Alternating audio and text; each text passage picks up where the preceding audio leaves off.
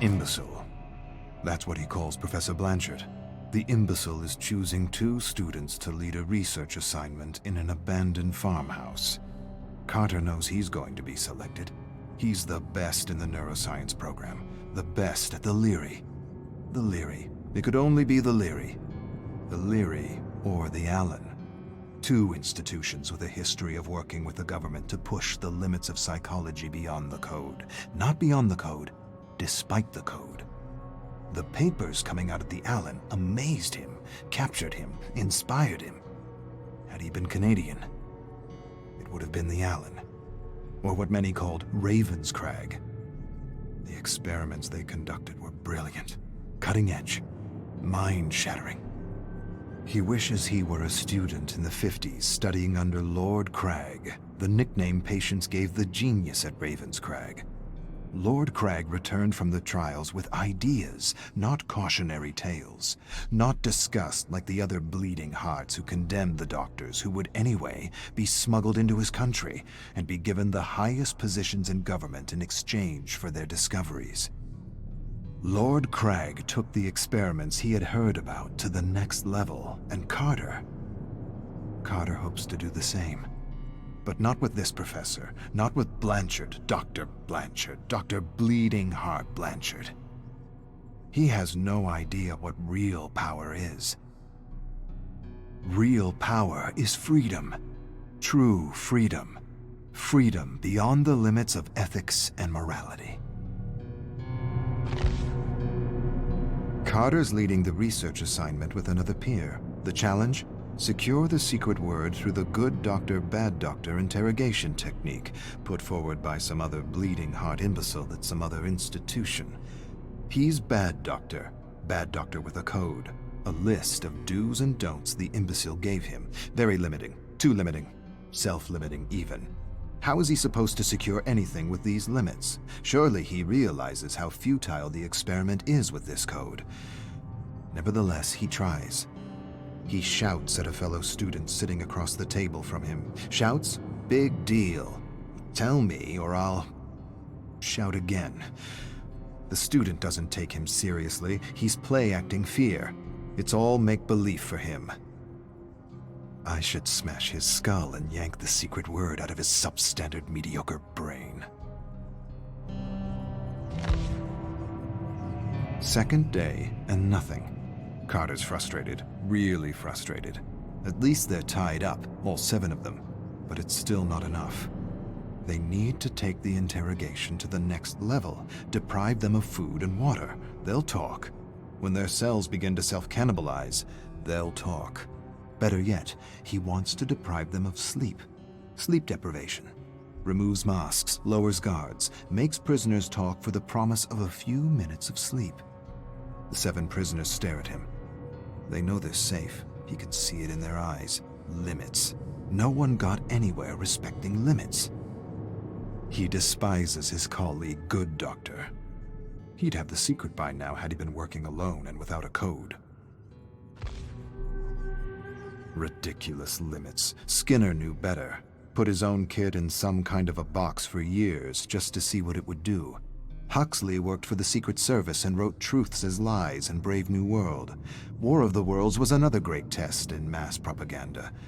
The power of the radio to induce fear and anxiety in an unsuspecting audience. The power of fear and anxiety to inspire silence and indifference and create perfect consumers. Ethics, morality, limits. For sheep, not shepherds. Carter feels anxiety unlike he ever felt as he watches Good Doctor interrogate one of his classmates. He approaches him from behind with a piece of wood, something he found on the ground, raises the makeshift club. Before he realizes what he's doing, he pounds the Good Doctor's head. Pretend fear becomes real fear as his fellow students stare at him in horror. No more Good Doctor. No more rules. No more limits. Except the limits of his imagination. Carter ties a student to a chair. Warm blood drips everywhere. He twists pieces of flesh off his face. The sheep look away, but never up. With terrible moans and squirms, he gets a secret word from each and every one of them. New, Reich, Horizons, fourth, bird, kill.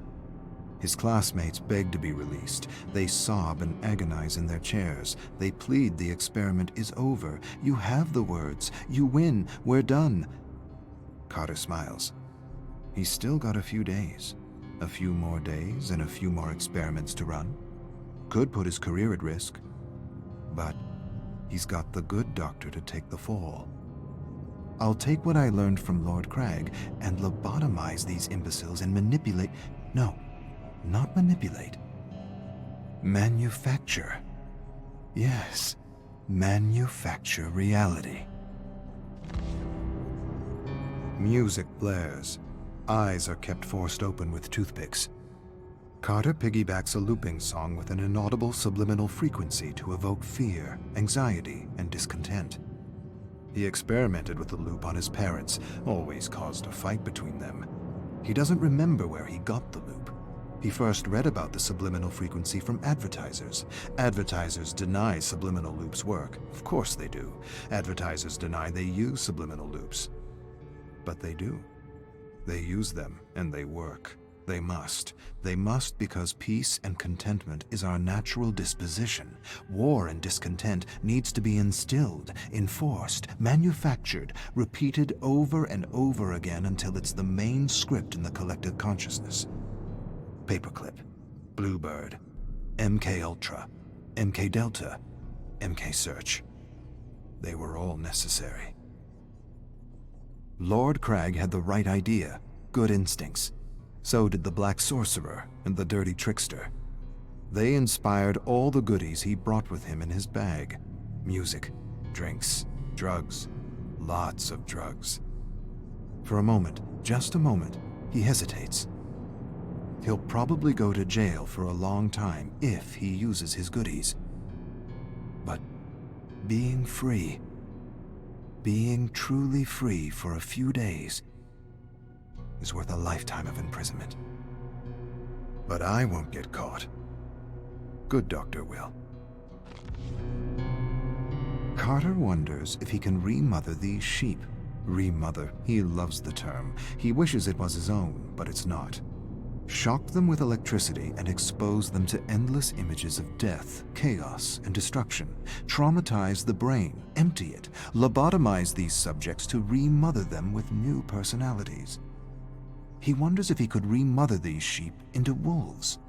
Get them to kill each other. Better yet, turn these good, law-abiding students into serial bombers. He rips the plug out of a lamp, splits the wires, peels the wire, places the exposed wire into a student's mouth, slowly approaches the socket, taking in his terror, plugs it in, screams as he remothers this exemplary student. A putrid smell of burning hair and skin reaches his olfactory receptors. There's another stench. Imbecile soiled himself. Carter laughs. He hasn't been this stimulated in ages. To be free. To be truly free. Carter hasn't had this much fun since he first tried to transplant a mouse brain into a rabbit. A week isn't enough. He wishes he had more time. He needs more time. There are new avenues within the mind to explore. Too many avenues, not enough time. He wishes he had the tools to operate on their brains. There are knives in the kitchen. Good work. Not surgical precision, but good enough. He's read about a gland in the brain that looks like an eye, a gland that supposedly secretes DMT, a kind of mystical drug. He wonders if he can extract it from a living subject. He wonders what a good dosage of human DMT does to a test subject. Carter unties a rope. He's going to release Good Doctor. He's pumped him with drugs and programmed him with new thoughts. He believes the other students are Russian spies that need to be executed for national security. He unwraps the rope and places a screwdriver in his hands. He changes his mind, removes the screwdriver, replaces it with a fork, changes his mind again, replaces the fork with a spoon. He's never seen a spoon used to kill a human being. He backs away from Good Doctor, who is lost and confused, remothered. He says a phrase. The moon is down. Confusion becomes clarity as Good Doctor stands and approaches the Russian spies with a spoon. Brilliant. Bleeding Heart Blanchard returns to the farmhouse with a group of men Carter's never seen before. They look like government men. He suppresses a smile and tells them Good Doctor got out of hand, took things a degree too far. He barely got out alive. Blanchard tells him to shut up. His tone is different. He doesn't sound like an imbecile. We taped the whole thing. Carter exchanges a look with the men in black suits. He doesn't understand. The imbecile enters and does the unexpected. He stares at the barely breathing student unperturbed. No fear, no panic, no emotion, nothing. He grins and mumbles something to himself in German. He turns to Carter with a smile. His smile turns to a grin when the men in black suits handcuff and arrest him. Blanchard whispers, "Looks like you had your chance to make merry hell and took it.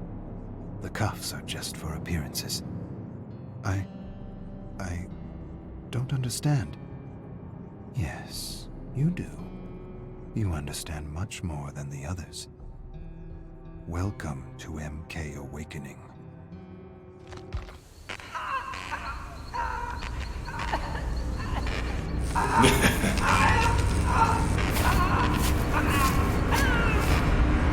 Hey!